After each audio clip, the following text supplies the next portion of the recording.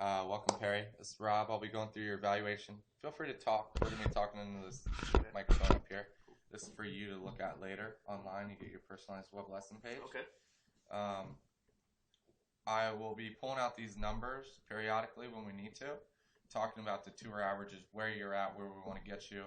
And then I'm going to draw some lines. I'll draw different multicolored lines on both sides, comparing you to earning. Let's start. So as for your posture looks awesome. One thing I would mention, if I were to draw a line straight down from your shoulders, your hands don't really touch that line, do they? Yeah, right. Okay, so I would get your arms a little more pushed out. Okay. As we saw at impact, you get trapped. That's one reason why. Your hands are too far underneath you. Got it. Okay, that would be the only, and notice how that affects the lie of your club. Right. Okay, you see how, and you are a little more upright than him, but he's taller, so Right. he has to be a little more bent. That would be the only thing I'd change. Your setup looks awesome. Maybe relaxing the right shoulder. You probably have a little tension in your shoulders. But we can move on. That's not bad at all. So when we draw these lines deal with your plane. Okay, so the bottom line is your club plane. Top Right. line would be your arm plane, your left arm. Okay, anywhere in the middle is kind of the goal. Okay. Or even underneath would be okay for some things. One thing I noticed and if we're talking about the numbers, you're pretty close to tour average on all these. Okay. 7, 11, 41, 1, 0, 16 are the averages, so you're pretty close. We don't even need to pull any of those out. All As you set up, where's the weight at? Where's your balance and your weight? Is it on the balls of your feet or on the heels? Depends, right? Some days it's on the balls of my feet. We're gonna try to keep it there all the time. Okay. Sometimes it's on the toes. Sometimes it's you really fall on back. toes. Yeah. Sometimes it's really. Okay. I'm going to give you a gauge of how, like you said, you don't really have a routine. Right. I'm going to give you a routine of how to set up each time, just so you're doing it the same every day. Okay.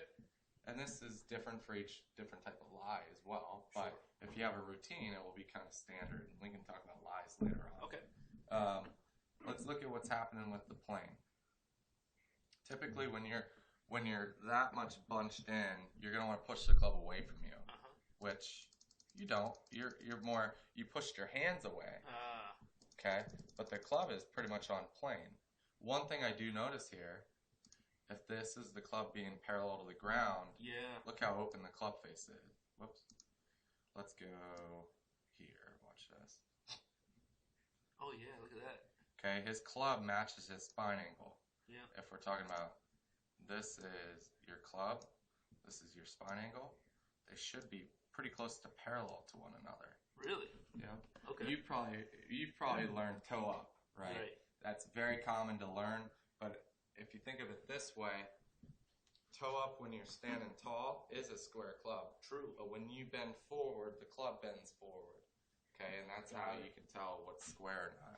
This is one reason why you are flippy at impact. Your club stays open the entire backswing and downswing. Yeah. You flip to release the club and turn the club over. I'm always afraid that if I start back closed, that's where I'm going to start pulling and doing those hooks. With your steep downswing, which we're going to look at, you will. But we're going to fix your path and your plane on the way down so that you hit a push draw. Okay. Okay? Yeah. That's the shot I always try to hit. If I have to. So we're going to talk about club face. We're going to talk about hinging and how that deals with this. Also, notice his left arm is a little lower and behind him more. Yeah. Yours is out in front of you and high. I call that lifting your arms. And then just rolling open the club. Got it. Okay, we're going to fix that. Okay. Okay, and that will help you tremendously with getting the club up there easier, more efficiently. Great. Okay, yeah, your club's definitely wide open. Yep. The toe is down. Okay, we're going to see that from the other view. Yeah. That's another reason why it's really hard for you to know where to finish the top of your swing. Yeah. That's why you tend to overextend is what I call Every it. club. Every club. Every club. See how we can see his golf club, Yep. correct? The reason why is because he knows how to hinge properly. His left wrist is flat. And that all comes from the takeaway. Your left wrist is cupped. Your right elbow is out. Okay? We're going to work on this as well. We're going to work on the club position, wrist position. Left arm looks awesome. It's the right elbow kind of going out, flying elbow. Always, because of my poor flexibility. It's always bending. I'll explain why it bends. Okay. It's really not from that. It's Okay. from overturning. Oh, okay. You're more flexible than you think. Okay. If you can get to these 2 average turns, you're more flexible than you think. I see. Notice the hip tilt number. We're going to come Yeah. back to that from the other view. Okay, because that will tell us why your arm bends, believe it or not. All right. Okay. Notice the knees. Yeah. We're going to work on that. Your right leg straightens a little bit. Mm-hmm. Okay. Moment of truth. That club is coming very high and steep, correct? Yes. Your hips are working good, but watch his club. Man. A lot lower. Oh yeah. Okay. We're going to work on that. But it's hard to get to where he is or even lower than he is. Some pros go even lower on the line on their transition. Right. It's hard to do that from where you were at the top. So we got to work on that first and then come to this. Okay. This might even get better after we work on the top position. Notice you lose the angle pretty quickly. Yeah. It comes straight down at the ball. That's why you flip too. You flip and kind of break down or you're going to hit behind the ball. Correct. Totally. Okay? So by flattening the plane, coming more from the inside instead of straight at the ball, it allows your arms to extend while staying in posture. If we were to draw a posture box here, it would be a little crazy at impact. Yeah. See that? Oh yeah. And that's why you have to flip. If you don't flip, you're going to hit way behind it and get stuck. So true. Okay? Yeah, So at impact, you have good numbers, good turns. Your posture's a little bent forward, more so than what we want. You do a pretty good job of retaining your spine angle, but your arm can't extend. Your right arm can't because of how steep you came in. Okay. You have the potential to have a very, very good impact position. But until we work on that top position, that downswing transition, this is going to be ugly the whole time. That's fine. Okay? Great. Yeah, that's good stuff.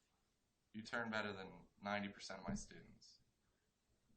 That's not bad. It's just the arms, right? Yeah, gotta work on something. Yeah. That's great. Yeah. Good. Awesome. Now let's see where the club exits. Not bad. You're good at recovering. That's why you're shooting around 80. But the issue with that is how often can you repeat that? Not very. It depends on how much you overswing, really. Yeah, right. So we don't have to work on the finish. It will actually even get better. You guys look identical. It will get better as we go along. Okay. Now let's go from the other view. It will be kind of more eye-opening for you. This view, we definitely saw you're too steep. We got to work on the top position, the takeaway, Okay. and get you a little further away to dress.